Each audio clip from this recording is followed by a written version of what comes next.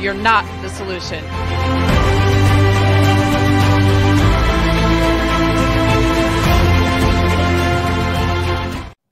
Right now we got 99 problems, but a guest ain't one because we got two monster guests in studio with us right now. Two monster academics, and they both got law degrees, and they both, had served 6 terms in Congress. And Manny's a acclaimed Republican strategist and an attorney right here in New York. And you may know Manny Alicandro. He's been on the show many times.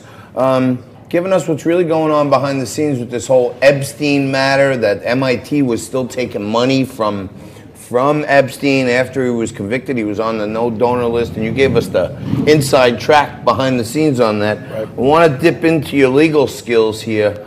The word is that there's a whistleblower, right. But the federal government has this program where whistleblowers get paid if they recover fines and penalties or anything.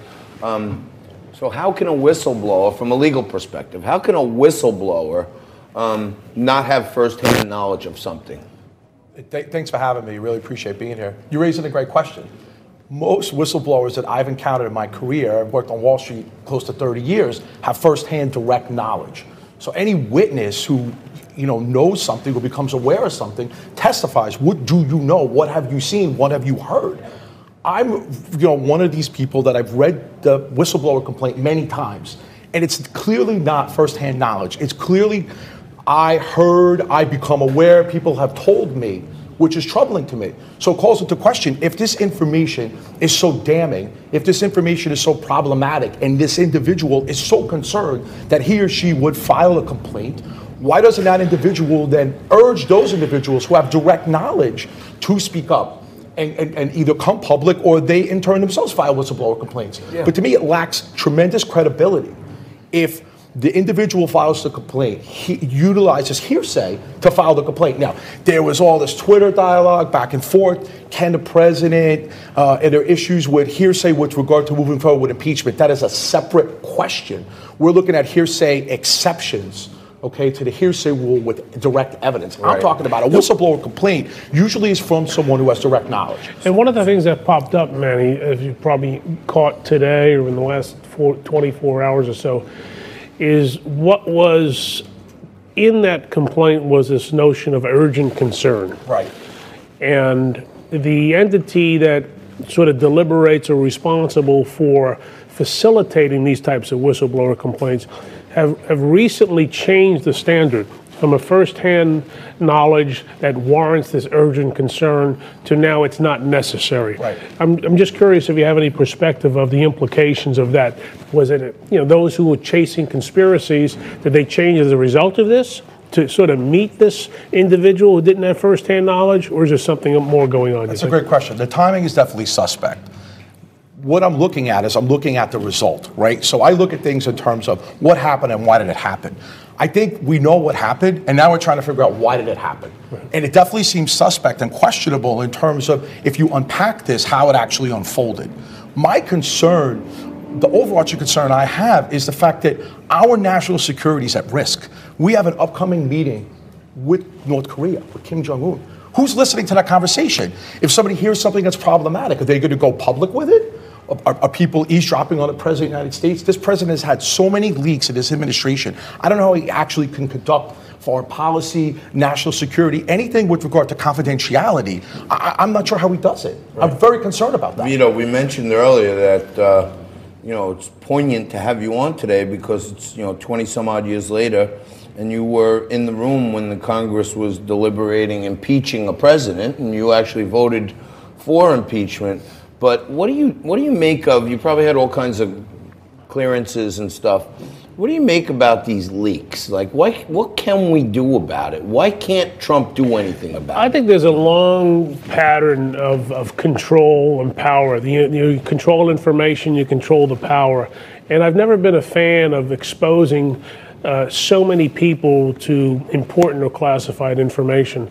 I think when we elect the president, we expect him to put a team together. You know, the old expression is elections have consequences.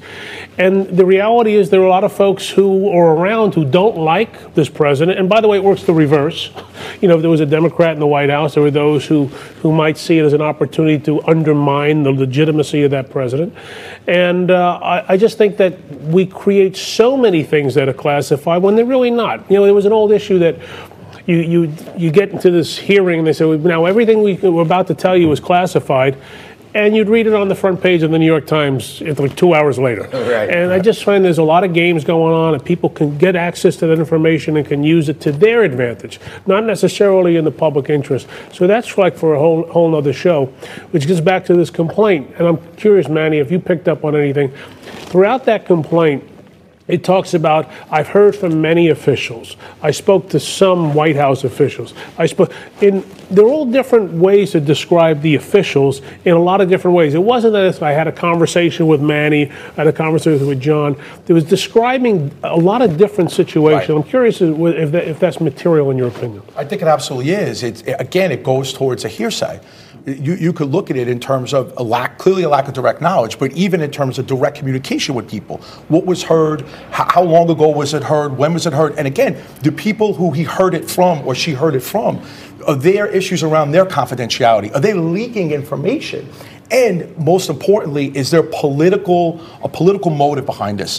Clearly, everything we're seeing is politicized.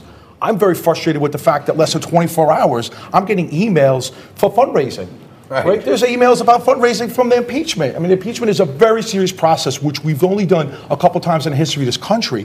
Now, all of a sudden, people are trying to raise money off it. Yeah. You know, this reminds me really of the Pentagon Papers. I mean, in preparing for this segment, I was researching, when did this happen similarly, when there was all these leaks? And it was the Nixon administration. You look at the Nixon administration. There were so many enemies in Nixon, and people around him were interested in leaking information. Yep. And it was hard to contain that information. Unfortunately, I think we're in a similar situation right now, where there's so many enemies of this president that people that actually have his confidence and his trust and are around him are leaking information for what I feel personally are political purposes and political reasons. No doubt about it.